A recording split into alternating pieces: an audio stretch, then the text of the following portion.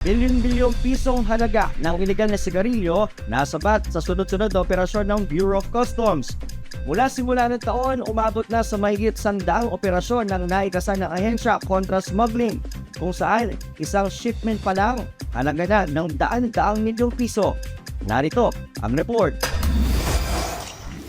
Unang sumalang sa operasyon ang isang dayuhang barko sa Celebes Sea matapos mamataan ang kahinahinalang paglalayag nito noong February 24. Sa tulong ng Department of National Defense at Philippine Navy, nabuking ang 3,000 master cases ng iligal na yosi na nagkakahalaga ng 180 milyong piso at walang mga kaukulang dokumento. Hindi na nakapalag ang mga banyagang crew nang i-escort ang barko patungong Western Mindanao Naval Command para kumpiskahin ang mga kontrabando. Hindi rin nakapalag ang isang shipment mula UAE na dumating naman sa Batangas Port nitong March 5 dahil sa tip ng BOC Intelligence Group. Isinailalim sa mabusising inspeksyon ang isang container na wala sa discharge list. Resulta, nabuksan ang higit 600 master cases na tinatayang nagkakahalaga ng 235 milyong piso. Bago yan, 180 milyong piso ring halaga ng puslit na yosi ang sinira sa BOC Port of Davao.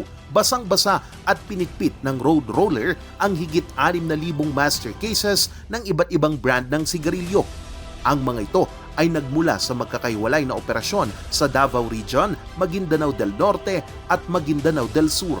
Saksi sa naturang condemnation activity ang mga kinatawan mula sa PNP, DA Enforcement Inspectorate at COA para tiyakin na hindi na mapapakinabangan o makakapasok pa sa merkado ang mga kontrabando. Hindi lang sa mga daungan, maging mga iligal na pagawaan ng yosi sa bansa, huli sa serye ng operasyon ng BOC. Nitong Pebrero, sinalakay ng mga otoridad ang isang warehouse sa Mexico, Pampanga. Tumambad dito ang 160 milyong pisong halaga ng mga recycled na sigarilyo, filters at iba pang kagamitan sa paggawa ng yosi. Kasunod nito, isa pang bodega ang niraid sa bayan naman ng San Simon. Dito, nakumpiska ang mas malaking halaga. Umabot sa 257 million pesos ang halaga ng mga makinarya, packaging, raw materials at finished products.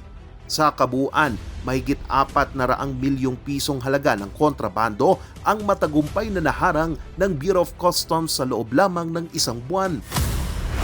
Sinalakay rin ng mga otoridad ang isang bodega sa Apalit, Pampanga matapos mabisto ang talamak na produksyon ng iligal na sigarilyo.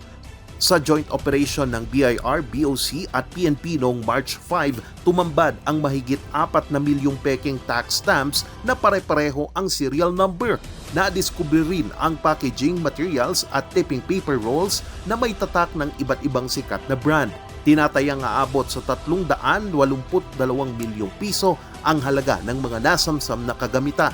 Kasalukuyan ng selyado ang warehouse habang inihahanda ang mga kaukulang kaso laban sa mga nasa likod nito.